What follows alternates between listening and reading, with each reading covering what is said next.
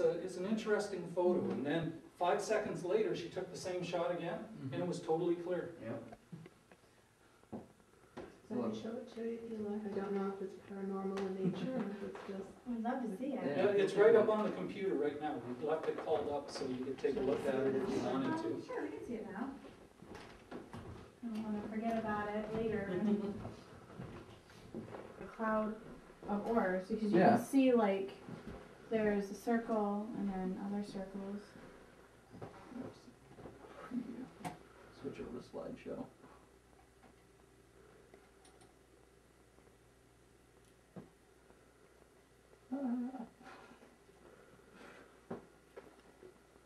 Computer gets a little stubborn sometimes.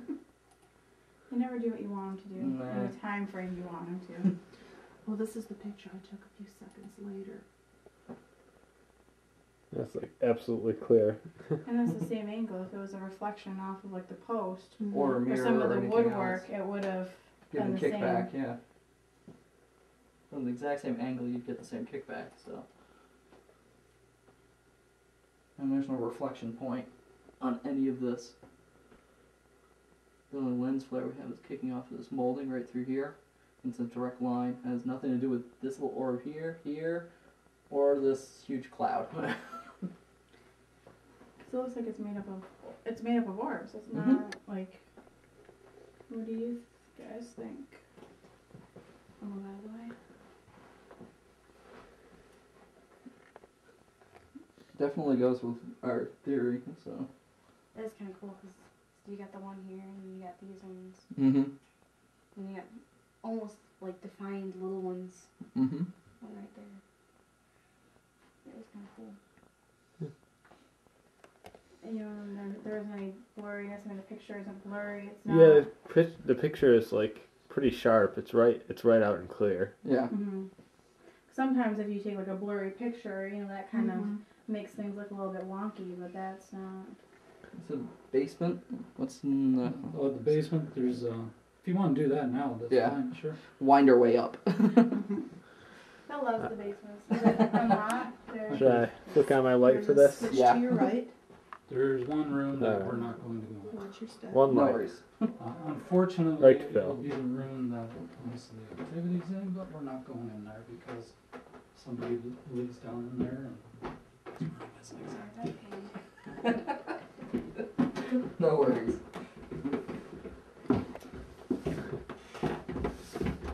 Ah, the 70s colors.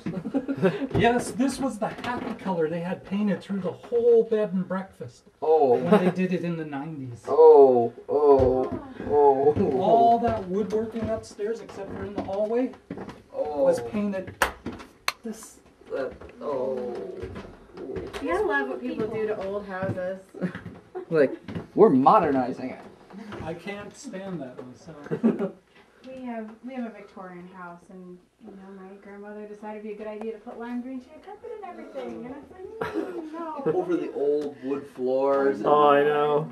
We peeled up some of the carpet. We actually found their idea of like the padding in between the carpet and the thing. It was old newspapers. Oh yeah. So we had like these pre-Kennedy newspapers that are like, it's like buy like steak for 99 cents. Okay. Is that a good offer still? Down here, this is the basement where Dr. Crockett died. Dr. Crockett was the third owner of this house. Plus, he was the mayor of Oneida for 1 year, and then he went off to serve in World War I. He was an amateur botanist. Had a laboratory. He had a laboratory in one of these rooms down here. We think it's that one. Because when you go into this room, you'll see there's like an enclave there. Well, there's also one in that room, but that room is a lot bigger. Okay. And this is where the boiler is, so we didn't think he'd be using this one. Also, that room has a ceiling with built-in lights too, so it looks like something that would have been set up for like a laboratory. And plants maybe. Anyways, this is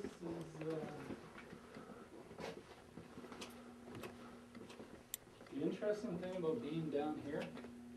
It's fun. Dr. Crockett has a bit of a sense of humor. Every once in a while, while you're down there, he'll go and tap you on the head.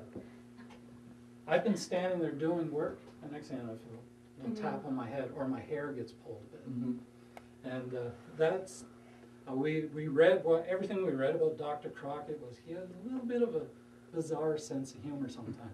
You don't see it all that often, but, you know, he's one of those shy ones. Except for last year. Yeah, except for last year when we, on the anniversary of his death, we came down into the basement hoping, you know, maybe he'd be here and try to contact him. And Jerry was, you know, talking and everything else, and Asking him if his spirit was still here, if he could hear us, and if so, if he could give us some kind of a sign. And, Yep. and then we heard a loud rapping sound coming we from had been in that over room, there. Mm-hmm.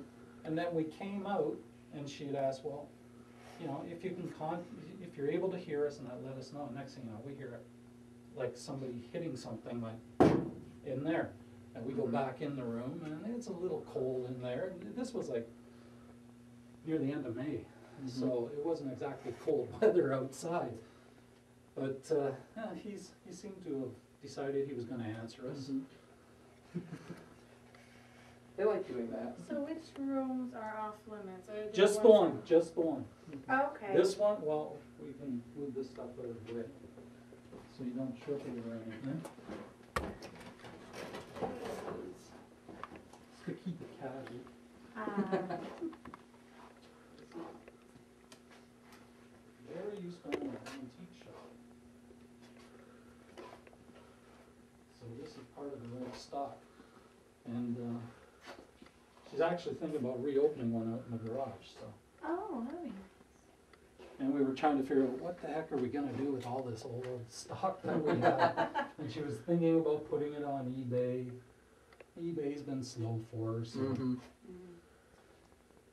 City of Oneida said, sure, you can run a shop out of the garage if you want. Just put a sign out there and let people know. As far as we know, they used to have coal fireplaces in here as well. Everything's in really good condition though, between the brick Yeah. and the doors, and don't really see it that often. No, The and basement, it's usually damp, Yeah. water flooded at some point, cracked especially for a foundations. house that's as old as this one. Yeah. Well, not even that. Like a lot of times, the bricks have like you'll find like places where Chinks they're of it, cracked a lot, and someone's redone them. Mm-hmm. It shows that people really love this house, you know, Oh, yeah. consistently throughout the years. And just take good care. Interesting details though. I'm assuming this was probably a vent at some point. Yeah, Mhm. so great. But this room is, so good to go. Boiler room, the workout room over here. Good to go.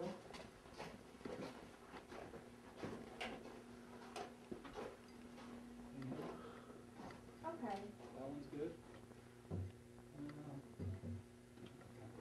And then the Impressive. room that you believe was his laboratory, Is that's off that- limits. Yeah, that one. Okay. Do you want them to?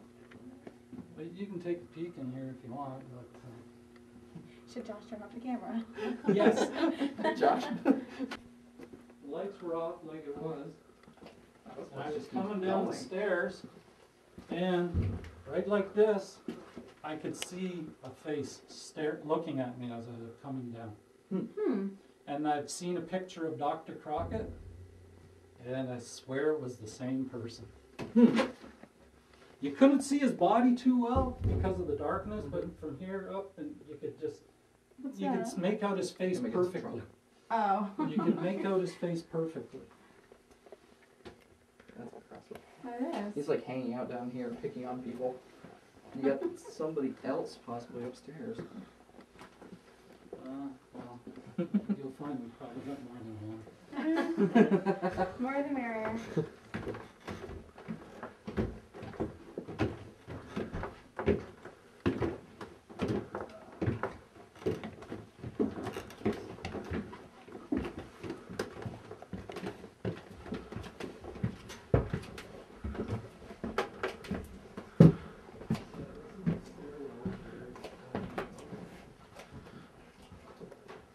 When we first moved in here, the interesting thing about this part of the house Mhm. was whenever you were sitting on the computer Mm-hmm. late at night, you could actually hear footsteps above you. You could actually hear them. Somebody walking upstairs. When there was nobody else. No, there was, at that time, it was only Jerry and I in the house. Mhm. And we were both down on the computer because I had just put in like a 15-hour day of working, and so did she. And we were unwinding, watching some stuff on YouTube. Yep. And you could hear footsteps up above you. It's an interesting house at times, I tell you. Interesting house.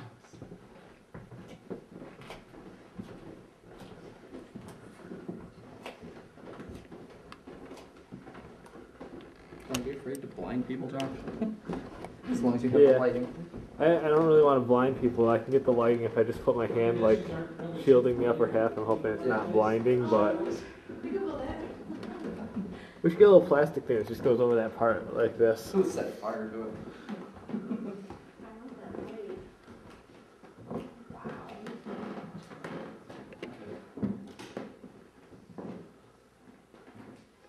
Well, we might as well start with the bedroom we call the Barnabas room. Mm-hmm. Okay.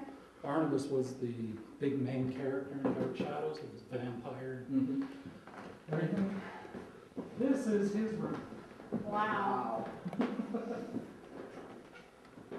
Really wow. Jacuzzi tub in its own separate little room. I'm sure that was original to the house, right? Oh yeah, I'm sure it was too. That is impressive.